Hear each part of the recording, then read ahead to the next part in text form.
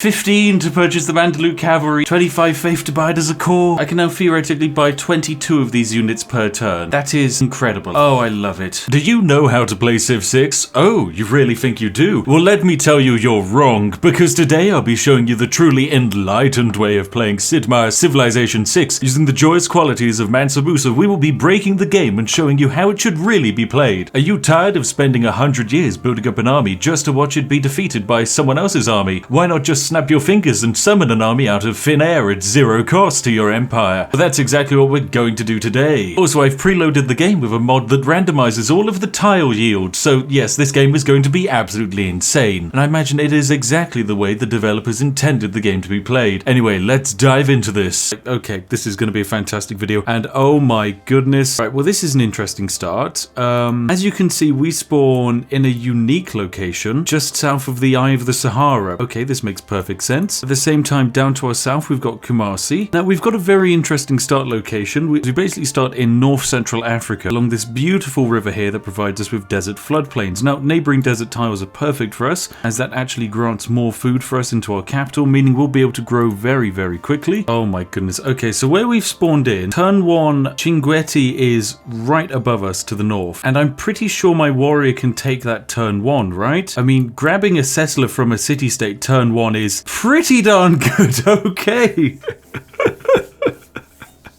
Okay, 2 settlers turn 1. You know what? As Mali, I'm going to take that. That's a nice win. That's a W in my books. As the youths would say, a certified W moment. Fantastic. I can't believe we got that.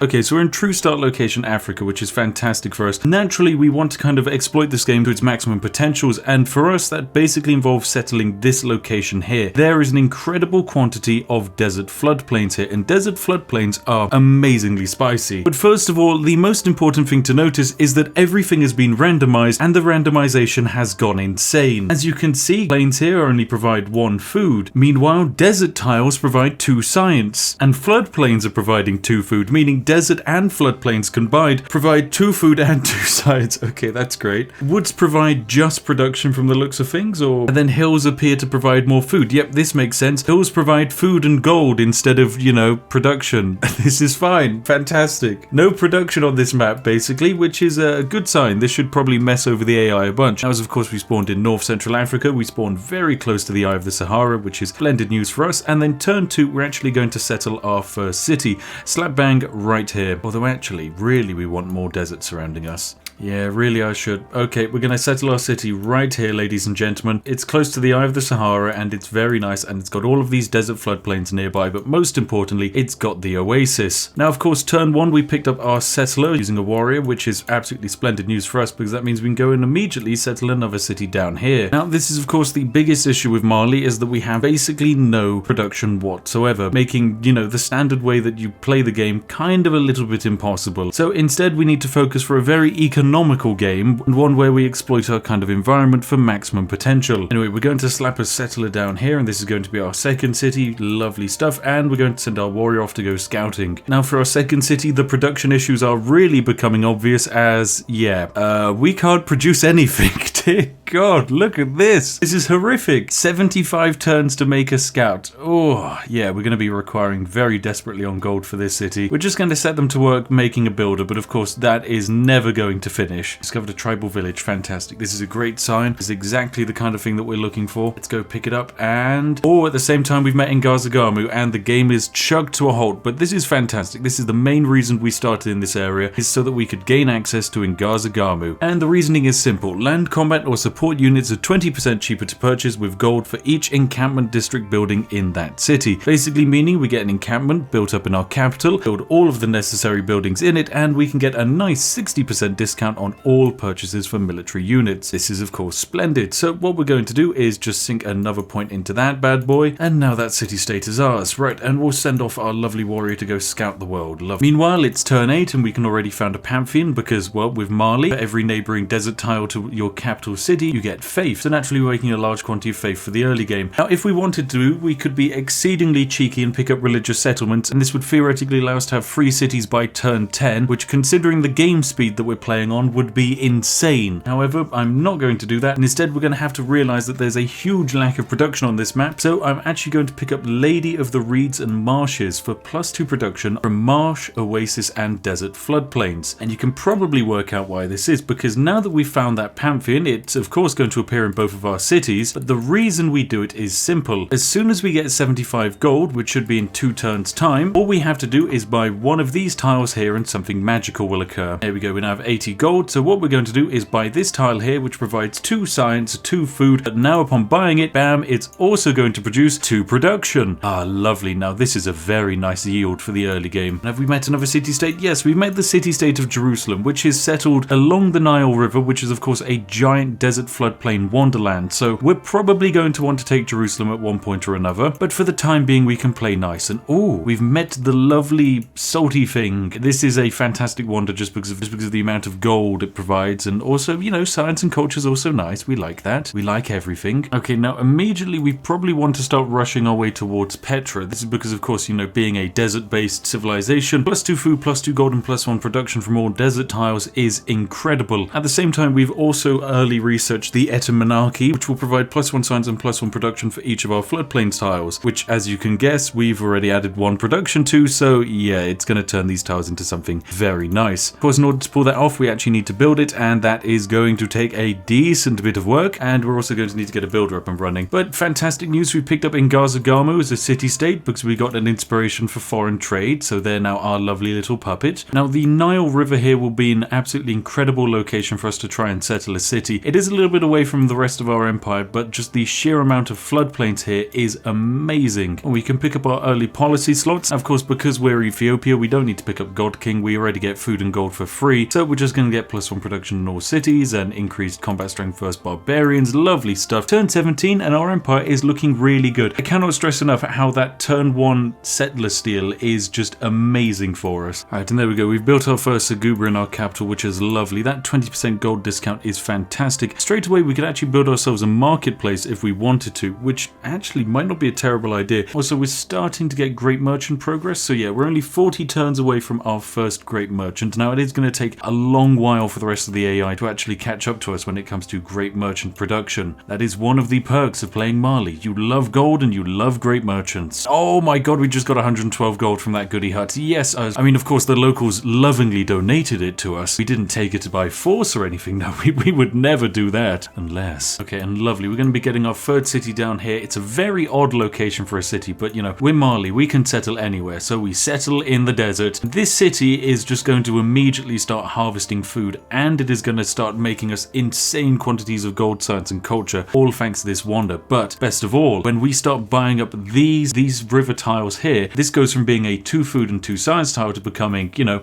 2 production as well. This tile is going to be amazing. This tile is going to be amazing. All we have to do is produce enough gold to buy them out from underneath Jerusalem, which should be fine. We can just force Jerusalem to grow in a completely different direction. And of course, we can't forget, but every location needs a Saguba. Every city will have a Saguba. Okay, we picked up Early Empire, which has given us a governor promotion, and naturally we're going to slam it into the Void Singers here, as that's going to give us the ability to build the Old God Obelisk, which is a lovely upgrade from the basic monument in the game. Mostly just for the increased faith production. It is very nice indeed. Oh, and this is it, ladies and gentlemen. We've built the etymology. Oh, yes, and with that, oh, the floodplain tiles. Look at this. Free food, free production, and free science. It is absolutely glorious. Ooh, Empire's actually finished off its Saguba. Lovely stuff. We can even build a holy site here. You know what? This is actually another great spot for a holy site. Okay, we'll get a holy site here, and we'll also use faith to purchase a marketplace here. Lovely stuff. And we're also on track for a golden age, which is perfect. You always kind of want to, if you can, golden age the first era. This is off to a fantastic start. We've got 322 gold saved up, so we can just pick ourselves up another trader, and then we'll probably pick up the Old God Obelisk in our capital here, and then set to work building the Mega Petra. Right, and with that other trader, we'll start trading with Ngazagamu, and that's got our gold per turn up to 74 gold per turn. Okay, now this is where our snowball starts happening, because with that amount of gold per turn, things can get very spicy indeed. Okay, and with all of this gold lying around, I mean, we can actually just build ourselves another builder. It only costs 255 gold, although it's suppose, yeah, we want the old god obelisk up as fast as possible. Bam, I jump into the midpoint of this video to tell you about an incredible offer. You see, due to rampant hyperinflation inside the Kingdom of Mali, we have an unlimited quantity of gold, which can be yours. Simply like the video, go down to the comment section and give us all of your bank details and we will send you gold, unlimited gold. Trust me, this is not a scam. So welcome back, ladies and gentlemen. It's turn 127 and this is where things are going to start getting a little bit crazy because, as you remember, we have the city-state of Ngazagamu over here and we have the Saguba, making sure that we get nice discounts on all of our purchases. Now, Ngazagamu provides a 20% discount for each building in the encampment district. This is quite useful because what it basically means is as soon as we purchase this barracks here, all of the purchasings of all of these units is going to go down in cost. So as you'll see, it costs us 310 to buy a spearman, 480 for a siege tower, and 1055 gold for our unique cavalry unit. But of course we buy this barracks here, and then suddenly it's only 790 for our unique cavalry unit. Oh dear, oh dear, oh dear. Looks like military's back on the menu, boys. Well, we're going to get this city back up and running and building a nightmare quantity of terrifying wonders. Now we're also going to start colonizing all of this land here, as there's a really good spot for a city, probably if we put a city right here, as it's going to have some wonderful production from all of these marshlands as well as the floodplains. This will be majestic. Of course, it's not desert floodplain, so we don't get 2 food and 2 science, we just get 1 production, and actually that'll probably become 3 production once it's in our land. Yeah, I'm pretty sure that's how it works. At the same time, we're starting to scout out around a little bit more. There's a whole world and map to discover. It seems that the AI is definitely struggling at the moment, but that is most likely because, you know, not everything is created equally in this map. This is the main thing I've noticed. Basically, it seems that every single continent is completely and utterly scuffed in its own different way. Africa's great, but actually settling it is a nightmare because, you know, the yields are terrible. Europe is absolutely inundated with resources and mountains. The only downside is there's literally no space in between all of the city-states. It would appear that Russia is gigantic, but no one's colonized it because all of the tiles only give 1 food and there's basically no resources. I have no idea what's going on in India, but Gandhi is definitely performing the best out of everyone else. This could entirely all change when we go over to America and discover what on earth they've been up to. Anyway, let's just evangelize our belief a bit, make it a little bit more powerful. Maybe we'll pick up this lovely Gurdwara here for our religion, just so that we get a bit of extra food and faith, but most importantly housing, as that is a very powerful thing in Civ that most people forget. Not the best matchup if you're the horseboy, but luckily, this horseboy is very strong. Plus, he makes gold whenever he murders things.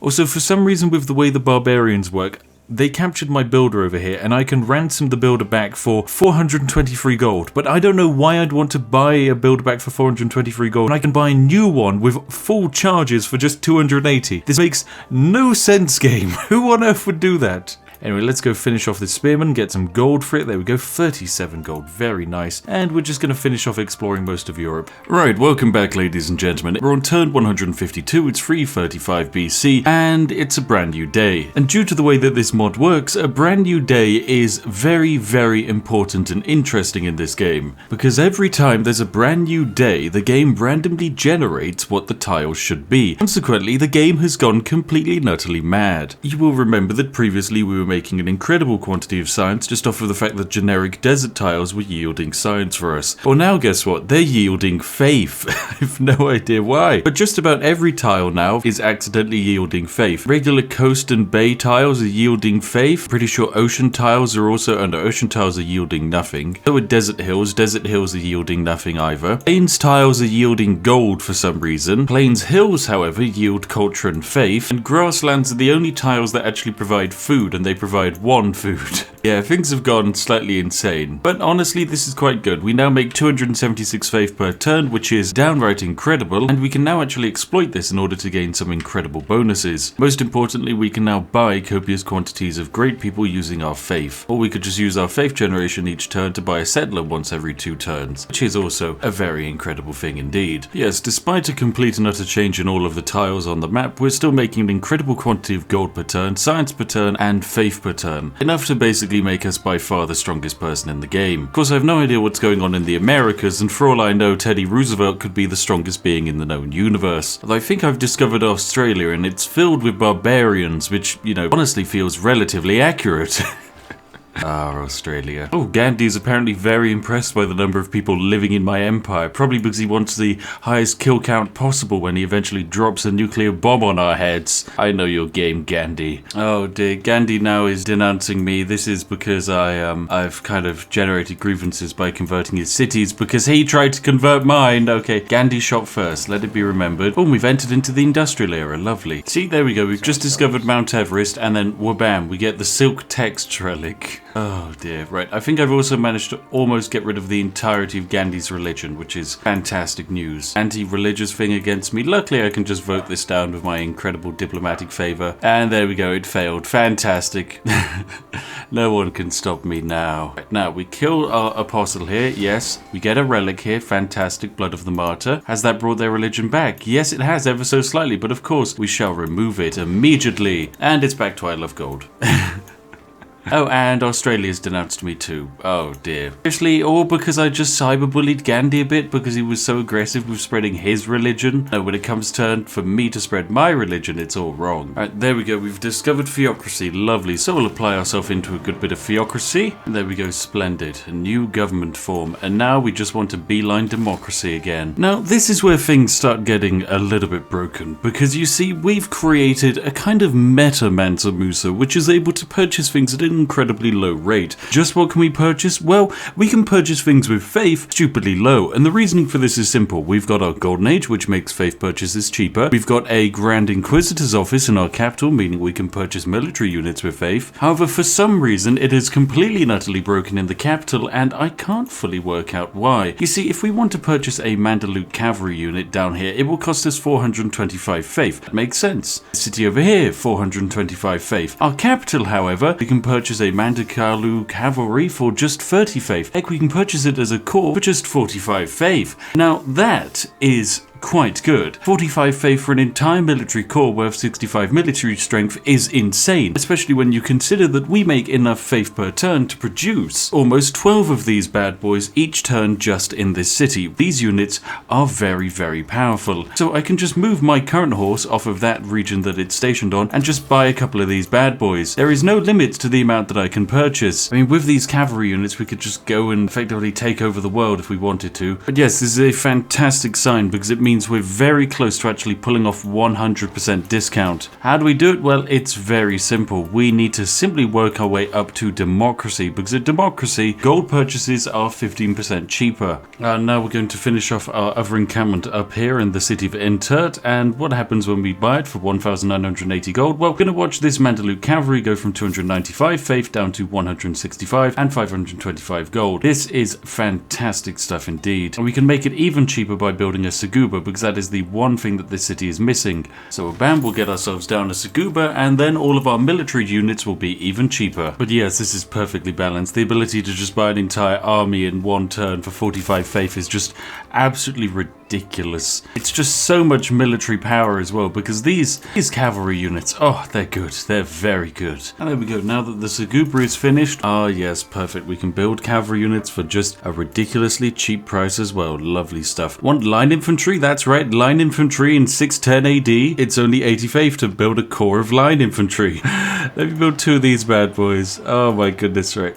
I want 2 line infantry, and then I'll buy myself a bombard. Can I buy a bombard? Of course I can. I'll buy a bombard next turn, and then that should probably be enough to take over the entirety of probably India. Time to purchase myself a very expensive bombard corps. There we go. We're bam, 65 ranged bombarding strength. Lovely stuff indeed. Okay, now checking the military strength of my line infantry corps. It took me just 60 faith to purchase versus this gigantic elephant that would cost probably about 400 faith for Gandhi to purchase. As you can see, we have a minor advantage. Oh dear. Oh dear, oh dear, oh dear. Well, Gandhi, I think I might as well just fight you to the death. Do you have any friends? You're friends with Norway. I mean, that's fine. That's not exactly... That's okay. I don't need to worry about Norway. I mean, then again, he could be allied with the entire world, and it really wouldn't make much of a difference. Oh, he says, please, friend, move your soldiers from my border. They make a peaceful man like me nervous. Nope, you're right to worry. Let's go to war. Right, now it is time to fight Gandhi. Here it comes, ladies and gentlemen. The Gandhi Wars. Okay, so my horse can attack this city here because it doesn't even have a wall, and it's going to win. Oh my god, he hasn't even built walls. Why did I bring a bombard? The bombard's useless. The bombard is completely useless. Right, I guess I train up a cavalry corps then. because these bad boys will just be able to take over the entire empire. Yes, my line infantry can just march into their capital city and take it in 2 turns. This is ridiculous. A very fun kind of ridiculous, but ridiculous nonetheless. You know what, I'll accept that deal from Norway because I want to keep him on side despite the fact that I'm invading Gandhi. Right, the line infantry have arrived at Delhi. They've attacked for 154 damage and taken 6 damage back. Wow, okay. That's quite good. While it is now appearing that the line infantry can one-shot the elephants. Oh dear. I mean, the thing is, they're effectively... Oh, they're dead. Rest in peace. Effectively, they're using units that were used to fight the Romans because, you know, it's 700 AD. The only issue is that, well, I got guns. I've got a lot of guns, in fact. Melt Delhi to the ground with a cannon. Take the city of Agra. Take the city of Delhi. What do I do with these cities? Do I want to keep them? I mean, they're pretty useless. I don't really want any of them. So, yeah, let's just raise them all to the ground. Okay, right. Oh, and I can't raise Delhi to the ground. Oh, fine. I'll just keep Delhi. Oh, and apparently Gaul is denouncing me. Might be because I raised an entire Indian city to the ground. Oh, and Norway has denounced me as well. I can't. Oh, and of course Australia. Now they're all coming out of the woodworks to denounce me. Guys, just because Gandhi only has a military strength of 1 doesn't mean that we should be fighting, you know? Producing or purchasing military units using the chosen currency type is 50% cheaper. Oh my god. Faith. We're putting all of the diplomatic points onto that. Oh my god, if this passes, every single unit is free to purchase. It passed. Oh my god, this is incredible. Right, okay, so how cheap is it? 15 to purchase the Mandalute cavalry. Yes. Oh my goodness, it's just 15. 25 faith to buy it as a core. 25 faith. How many can I buy per turn? I can now theoretically buy 22 of these units per turn. That is incredible. Absolutely amazing. Oh, I love it. Thank you, World Congress, for breaking the game even further.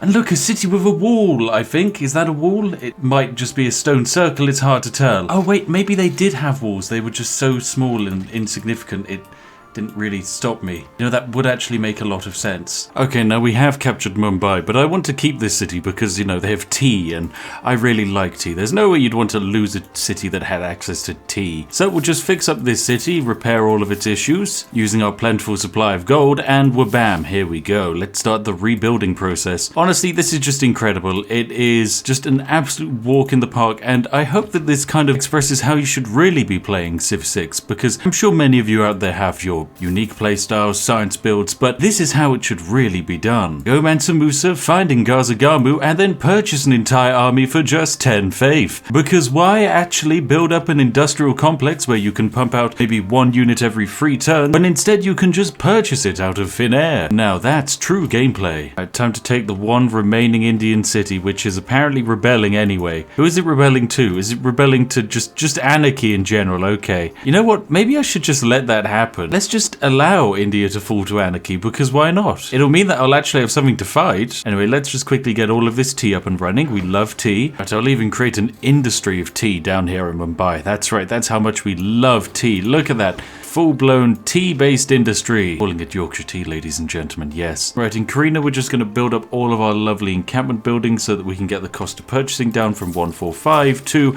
the majestic 15. I suppose we can just build the Hermitage. Big Ben? Big Ben! Let's build Big Ben. Yeah, he's big. His name is Ben. Oh, we love him. Everyone loves Big Ben. I'll also buy a great engineer just because I want to buy the next great engineer who's going to allow me to build a wonder faster. It sounded a bit decadent, but it was 100% the smart move to make. Okay, it's going to take 17 turns for this city to rebel, so, you know, we're just going to speed it along by burning it to the ground. Oh, and apparently the world wants to join forces and stop Mansa Musa. Well, that's fine. I'll just downvote this one into oblivion, and hopefully no one decides that they actually do want to fight me, and... Okay, well... Yep, it failed, of course, because the only person who voted to try and fight me was Gandhi. Gandhi, you're not in a fit state to fight me. Oh, poor Gandhi. Alright, well, with this, Gandhi is over, I'm afraid. Rest in peace, Gandhi. You have been evaporated from existence. It was necessary. If we hadn't defeated him, trust me, he would have fought back with a vengeance. What is this? The barbarians trying to attack my city of Intert, and I've just completely ignored it. Of course I have. Right, well, that's fine. They've sent archers and men-at-arms. Naturally, we shall respond with an army of line infantry for 60 faith. It's got a combat strength of 82, ladies and gentlemen. Oh my god, this is perfect. Oh, this is perfect. It will just one-hit everything. It's almost twice the combat strength. Ah, it's perfect. I'm gonna get Imhotep to try and speedrun Big Ben for us, just because I want Big Ben up and running as soon as possible. Oh god, this game is so cursed. We're getting 1,400 gold per turn. This is just Crazy stuff. I'm going to see if I can buy a few great engineers, just some good ones. There we go. These ones look quite good. And there we go. This one does wonder production as well. That's what we really wanted. All right, time for the line infantry to fight the men-at-arms. And it's just a wabam one-shot. And a waltz around here, and then it'll be another one-shot. Goodness, Australia, you keep denouncing me, but it's going to mean nothing. I have 1,000 military strength, and you have 0, okay? You haven't built a single military unit this entire game. What are you doing? Why haven't you colonized the desert and built the amazing buildings everywhere? Oh my goodness. Australia on this map is actually insanely overpowered, because you get this incredible wonder to start out with, and if you can build your unique buildings everywhere, it just becomes a wild roller coaster of absolute insanity. Anyway, let's hunt down the remaining barbarians. There we go, we're bam, we've saved the world. Alright, and here it comes. Right, we're going to build Big Ben as soon as possible. Speed running Big Ben. He's only 23 turns away. Vietnam is, of course, very upset with us. They don't like the fact that I have a gigantic military on their border. The gigantic military, of course, consisting of just 3 units. But, you know, that's enough to defeat basically anyone in this game. We're pulling close to democracy now. I think we've only got a few more researchers to go. Yep, only 2 researchers. So we are just 10 turns away from researching democracy. Lovely stuff. Me researching democracy will, of course, hail the end times in this universe, because it will mean by 890 AD, we have the ability to just quite simply purchase whatever the heck we like. We're 3 turns away from building Big Ben, which is fantastic. So I'm going to hold off on spending any money just because, you know, it'll get doubled very shortly. Oh, I'd say I'm going to hold off spending money and I just build a university because, you know, that's just how it works. There we go. We built Big Ben. Big Ben is in the world and he is bonging. Look at this big boy go. It's a big clock. He go bong, he go bing, although at the moment he doesn't do much, and we built him in Africa for some reason. It's fantastic. Look at him. Well, there we go. We're now up to 40,000 gold.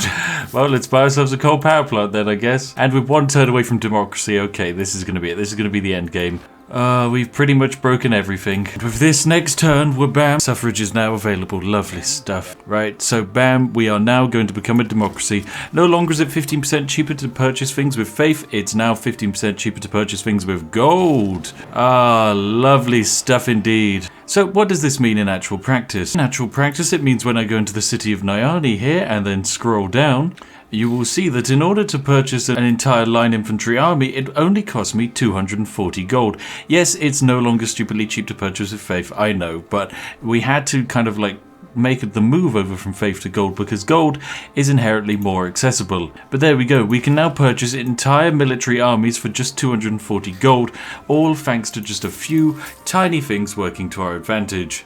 The entire world is mine, ladies and gentlemen. I can do as I please with it. Well, we're a few sessions away from a World Congress, so naturally it's time for us to try and take matters into our own hands. For a start, we're going to try and buy ourselves some diplomatic favour. Now, there's a World Congress in 7 turns, and I want to weight it in my favour so that I can, you know, pass the bill so that I can purchase whatever I like with all of my incredible gold and make it free. So naturally, I need to go to war with someone. So we're going to invade Vietnam with tanks, because we have access to tanks and they do not have access to tanks. How much is a tank? Well, an entire tank army is 320 faith or 320 gold. That's quite affordable. So there we go, we bought 2 lovely tank armies with 102 military strength, and we're going to go and march them into Vietnam. Though honestly, this one tank here could probably take the entire thing.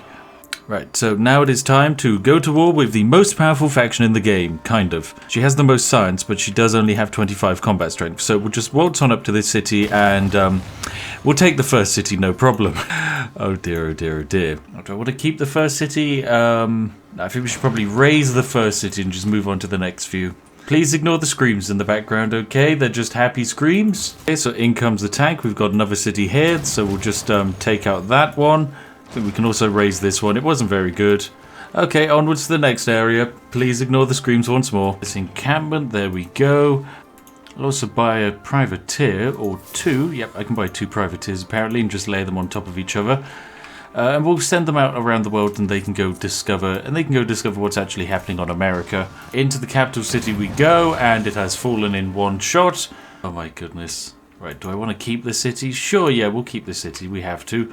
They didn't even build a monument in it. Okay, right, well, we'll fix that. Let's get the encampment up and repaired instantly and send Privateer 1 out into the wider world along with Privateer 2. Lovely stuff. It seemed the entire military strength of the Vietnamese Empire is this single archer unit here, so we're just going to go and yeet him out of existence and just continue our lovely wandering, meandering adventure. Oh, we've met Canada. Lovely. Hello there, Canada. Do you like me? I'm sure you'll grow to love me with time. You do have much more military than everyone else. That's amazing. Finally, I have someone to drop a nuclear bomb on top of. No, immediately they don't like me, of course. And we've met Grand Columbia. Okay, right. Surely Grand Columbia has a huge military. Please, come on, give me a huge military. 40. Oh my god. Oh, that's almost as bad as Australia. Well, we didn't really win the discount in money from the World Congress. That's okay. That makes sense. All right, we'll take out the city of Hugh. There we go. That one can be melted. Oh, and immediately Grand Columbia has denounced me again. Lovely. It seems no one in this world likes me. Canada tolerates me, but I mean, it's not exactly an insane victory. Okay, well, tanks captured this city, line infantry captured this city, and there we go. Vietnam is gone. Lovely stuff. Right, and we will just raise both of these cities to the ground because we don't need them. Fantastic. And with this, ladies and gentlemen, I think it's pretty clear that we've broken the game. I mean, this is my favorite build that is honestly the way that you should really play Sid Meier's Civilization 6. Just roll Mansa Musa, try and find Ngazagamu on the map, rush democracy, and as soon as you have it, just spew out units at a ridiculously cheap price. Heck, you can even attempt it at the Theocracy era because, I mean, you know how cheap everything was to purchase. The thing is, this is technically a slower speed. If you're doing this in online speed, ladies and gentlemen, which is ridiculously fast, then guess what? These purchasing costs are even cheaper. Want to purchase yourself an entire pike and shot? Well, guess what? It'll literally only be about 50 gold for an entire pike and shot army, which is just downright ridiculous, as you can imagine. Anyway, ladies and gentlemen, I've been the Spiffing Brit, and if you've enjoyed today's Civ 6 video, then make sure to give it a like. And heck, if you want to see more like this, then do consider subscribing. We've got some fantastic game exploits coming up, including potentially humankind. If you have any suggestions of your own, hop on down to the comment section and pledge your undying support to Mansa Musa and his infinite money. Anyway, I'll see each and every one of you in the next one. Have a lovely day and goodbye for now.